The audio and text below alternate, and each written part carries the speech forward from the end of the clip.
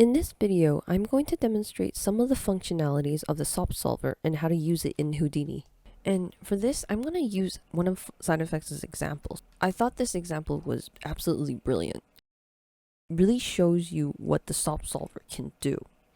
Now, just create a geometry node and just go into it. And inside the geometry node, drop down a solver node. And in here, select the solver node, press the question mark for the help. I just need to launch the example page. So in here, click the examples, and I really like this footsteps example.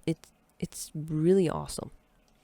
So I'm just gonna delete this. I don't need this, and I don't need the geometry node. That was only to get to this. And once you have this page open here, press the load for the footsteps. It'll create this into your scene right away. So we can just close this. I'm going to change the background.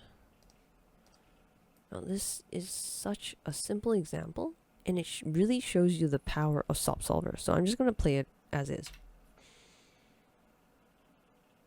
Now you can see that the torus is being stamped onto the grid, which is imprinting its impression onto the grid.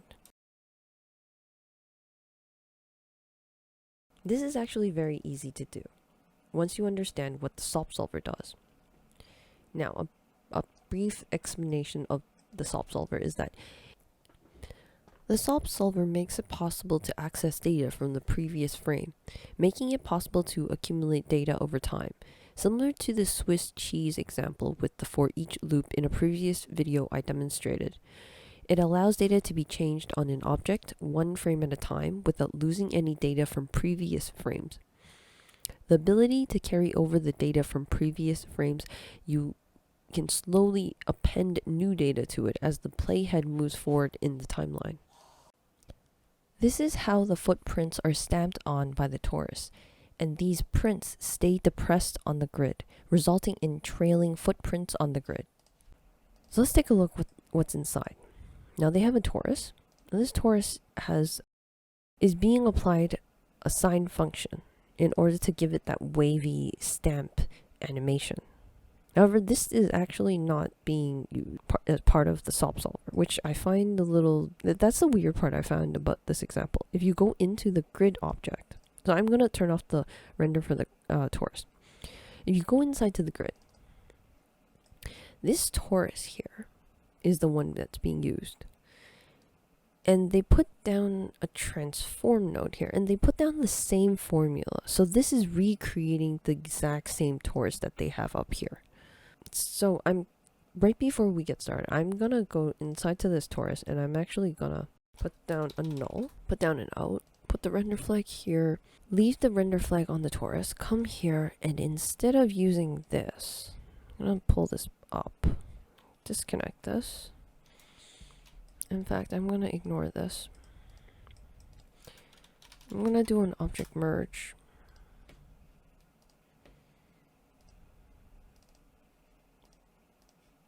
I'm going to feed it in. Let's reset this SOP solver. So this is the SOP solver. I'm going to reset it, but just to show you that it does the exact same thing. So it's doing the exact same thing. I just like this SOP solver use exactly this one torus. Like I don't want two copies of the torus, which is what the example was doing at the beginning. I just want one copy of the torus. That way, if I ever change this torus, the changes would automatically ripple down to this SOP solver. I wouldn't have to change it twice. And there's a lot of notes with beautiful color coding in the example, which I love going through sidefx's example. So this is the grid, and this is the SOP solver. Now let's go deeper into the SOP solver to take a look at how it works. I'm just going to move this aside for now. This is the beauty of this. We have a last frame. This gives us the information, access to the information from the previous frame. This torus is coming from the first input. Now let's go back up. That's this first input. This is the grid. Now this is the grid. I'm going to organize this a little bit different. So this is the first input, the grid. The torus is the second input, and the third input, and the fourth input. Inputs, I'm going to give it a different color. Now, these yellow inputs are not being used. Why do I say that? Because there is nothing plugged into... Oh, the grid is plugged in. The grid is the object with all the data we get from the last frame node, which is data from the previous frame. We make changes to the grid with every frame and keep all the existing footprints made in each frame. Keep appending new data, new displacement to it, making more footprints along the way.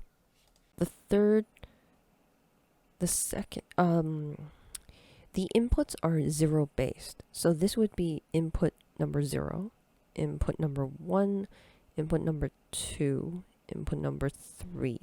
I know it goes against that's not what the tooltip is reading, but if you look in here, right here, it says it's the input 0 because they're zero based. The op input path is using the index 0 first. So that's the first dot here. It's all 0 based when you're counting. But the torus is plugged in. It is this. So this is the torus in here, the first input. Now, the last frame. We're grabbing everything from the last frame and we're plugging it back in. Let's take a look at what this VOP does first in order to understand. So we have whatever happens in the last frame over here, and we have the torus. Let's go inside the collide. Now this is very... I'm just going to organize this for a bit. We see that we have something... We have a volume sample. Now what is this volume sample? Is sampling 0 primitive from the input 1. Now input index 1, not 0. So let's go back up.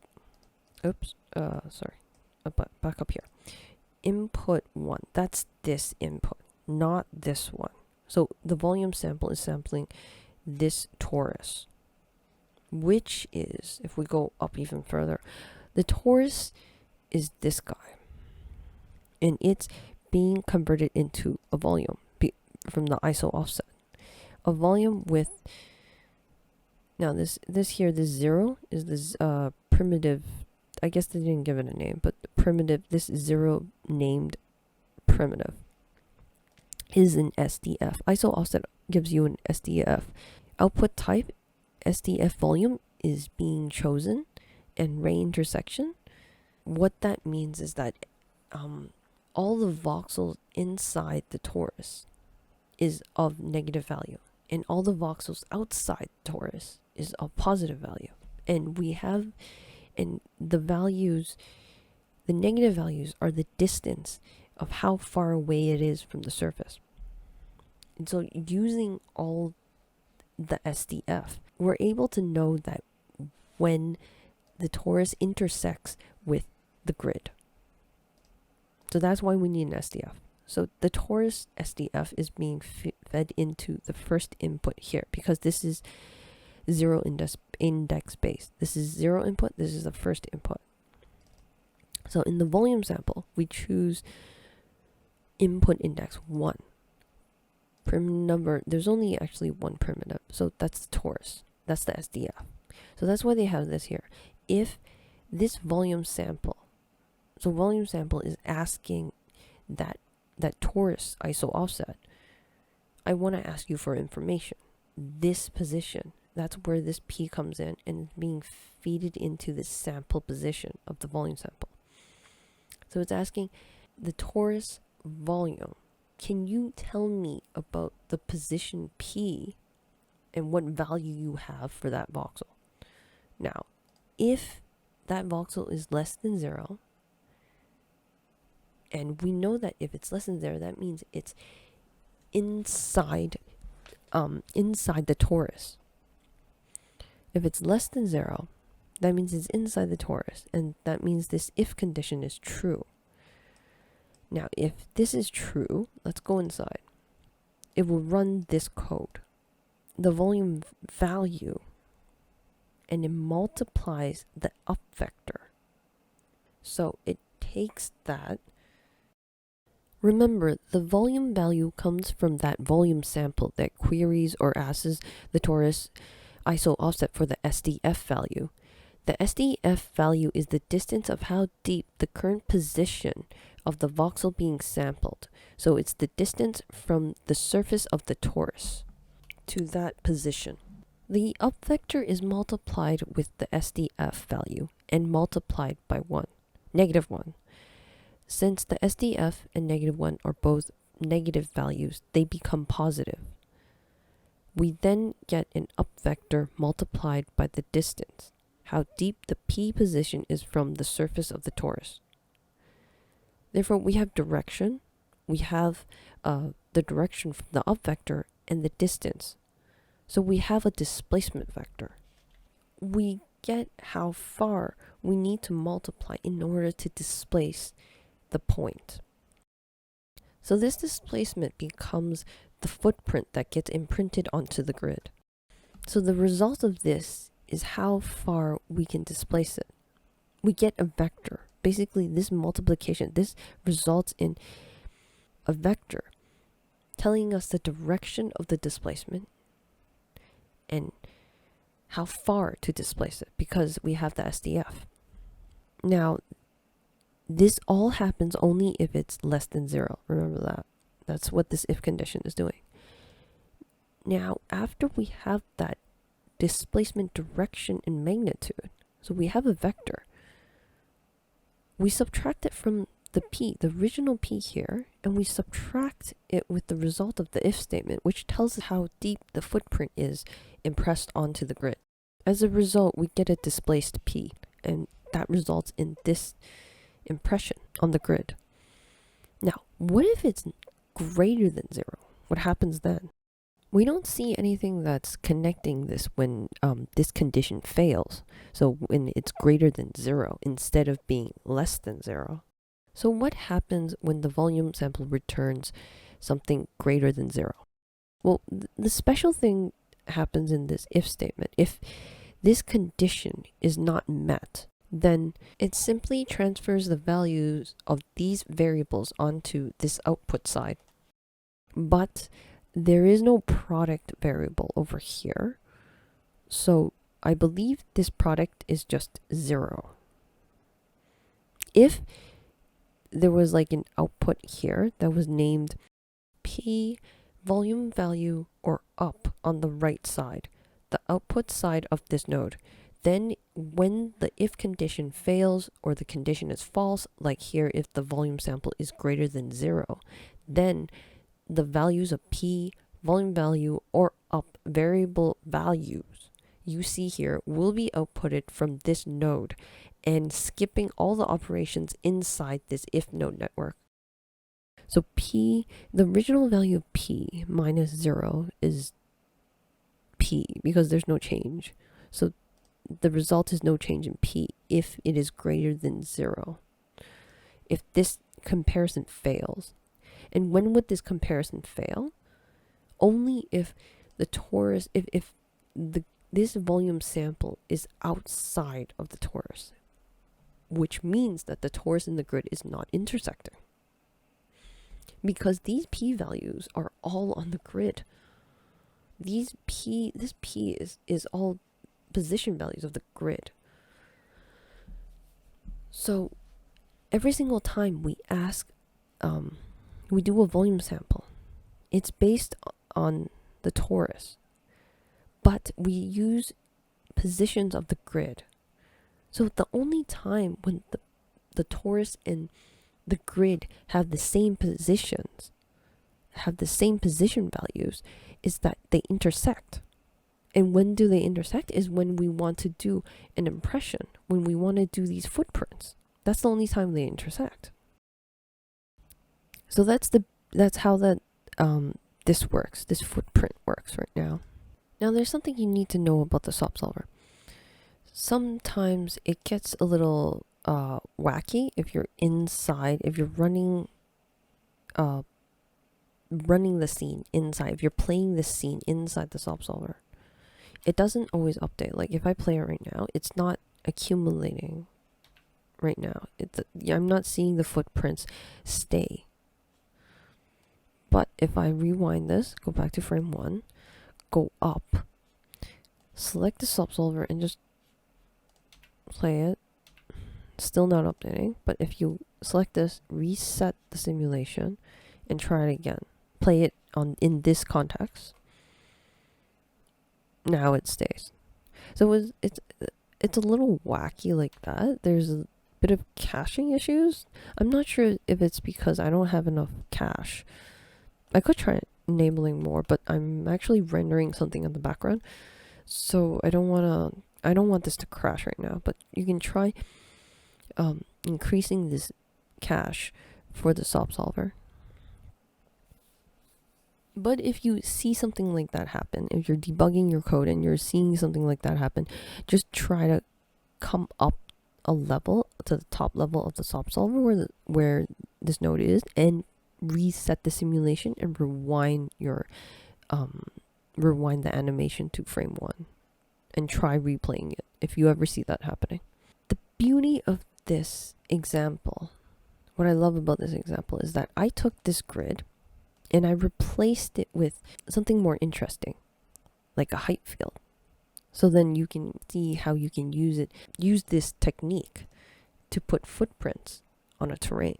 I created a new file where I replaced the grid in the SOP solver footprint example with a height field. So I made a really simple height field here. So this is my height field. When you are doing a height field for imprinting and reusing the same torus, so I reuse the exact same torus in order to do the footprints. Try to make a height field that's rather flat. If the height field has too much displacement, you might have a hard time finding a good position on the terrain to intersect with the torus. Or you can replace the torus animation as well and find a more suitable animation that goes with the terrain. If you're reusing the same torus animation from the footprint example, don't go crazy on the noise of the height field. Try to keep it as flat as possible with a bit of adding noise to it. So like this is not too bad. Like this height field right here, I don't have huge mountains or anything. So this made it a little easier to reuse the torus example. So this torus here, so I do the same thing. I put the out here. I made it a little smaller because, I made the torus a little bigger, and I made the terrain a lot smaller because the height field terrain is huge. So I made it like 40% smaller, and I moved it around as well in order to get the right position for to match the torus path.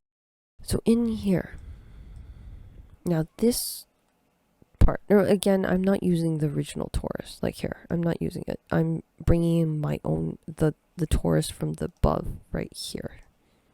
This one, this out.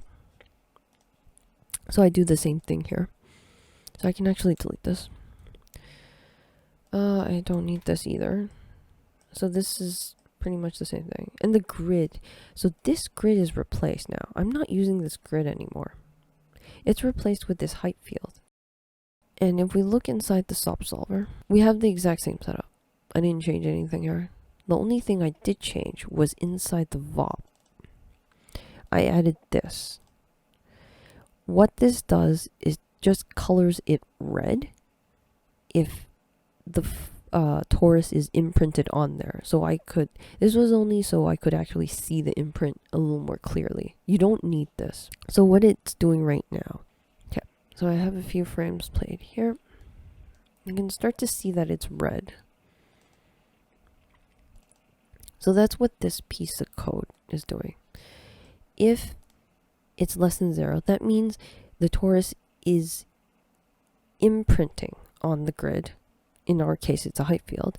Then I want to color it red. That's what this is doing. So I'm just feeding this red into here. So if this condition is fulfilled, that meaning that the torus is on the grid, make this point red. So that's what this is. So I take that whole animation of it jumping all around, because the height field is very big right now. So if I play this, it will take forever. I cached it in order to speed it up a bit, but even after the cache, it still takes so long to load.